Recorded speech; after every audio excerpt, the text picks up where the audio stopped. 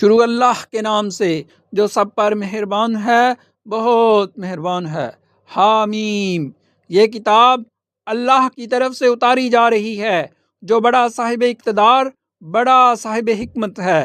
حقیقت یہ ہے کہ آسمانوں اور زمین میں ماننے والوں کے لیے بہت سی نشانیاں ہیں، اور خود تمہاری پیدائش میں اور ان جانوروں میں جو اس نے زمین میں پھیلا رکھے ہیں، ان لوگوں کے لیے بڑی نشانیاں ہیں جو یقین کریں۔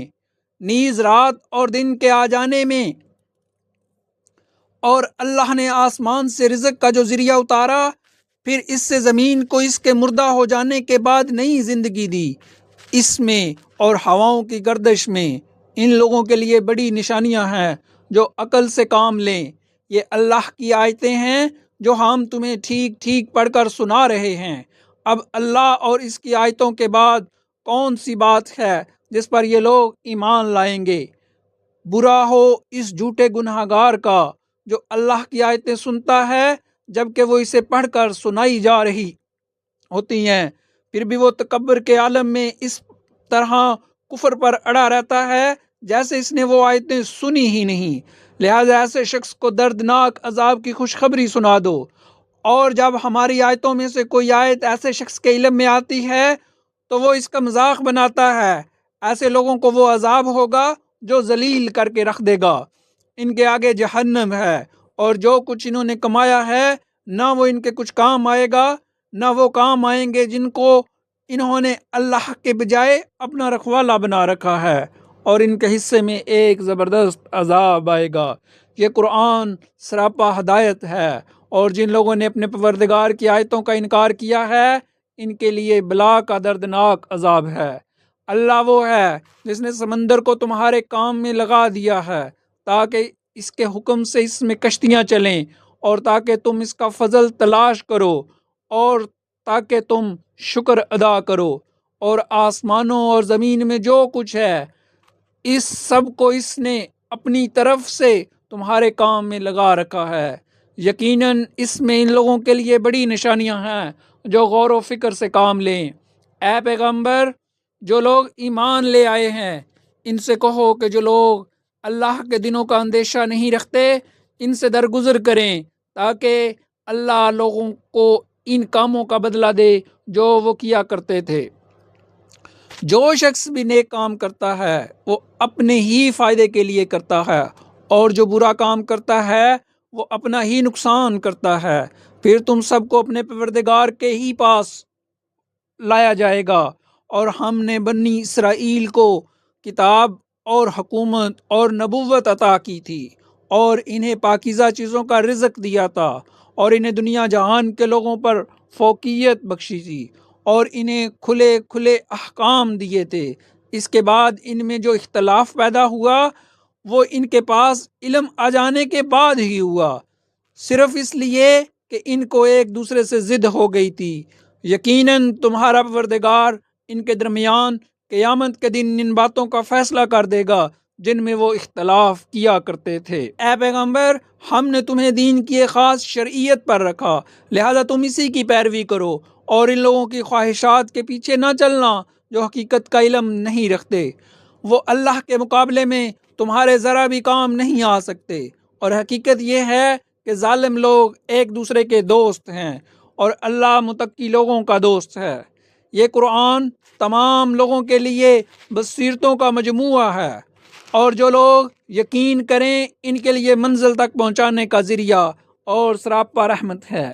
جن لوگوں نے برے برے کاموں کا ارتکاب کیا ہے، کیا وہ یہ سمجھے ہوئے ہیں کہ انہیں ہم ان لوگوں کے برابر کر دیں گے جو ایمان لائے ہیں اور جنہوں نے نیک عمل کیے ہیں، جس کے نتیجے میں ان کا جینا اور مرنا ایک ہی جیسا ہو جائے؟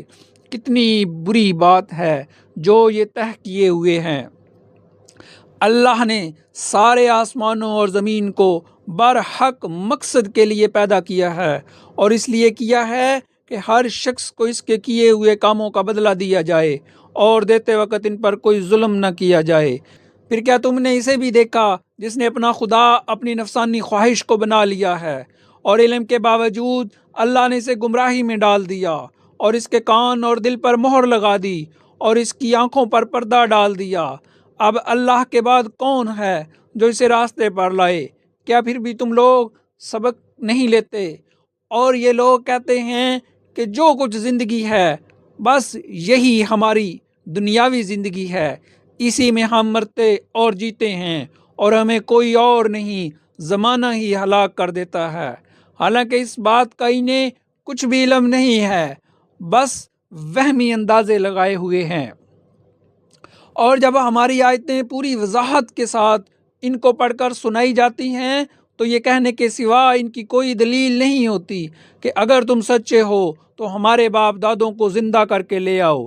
کہہ دو کہ اللہ ہی تمہیں زندگی دیتا ہے، پھر وہ تمہیں موت دے گا، پھر تم سب کو قیامت کے دن جمع کرے گا، جس میں کسی قسم کا کوئی شک نہیں، لیکن اکثر لوگ سمجھتے نہیں ہیں۔ اور آسمانوں اور زمین کی سلطنت اللہ ہی کی ہے، اور جس دن قیامت آ کھڑی ہوگی اس دن جو لوگ باطل پر ہیں وہ سخت نقصان اٹھائیں گے۔ اور تم ہر گروہ کو دیکھو گے کہ وہ گھٹنوں کے بل گرا ہوا ہے، ہر گروہ کو اس کے اعمال نامے کی طرف بلایا جائے گا اور کہا جائے گا کہ آج تمہیں ان اعمال کا بدلہ دیا جائے گا جو تم کیا کرتے تھے۔ یہ ہمارا لکھوایا ہوا دفتر ہے جو تمہارے بارے میں ٹھیک ٹھیک بول رہا ہے۔ تم جو کچھ کرتے تھے ہم اس سب کو لکھوا لیا کرتے تھے۔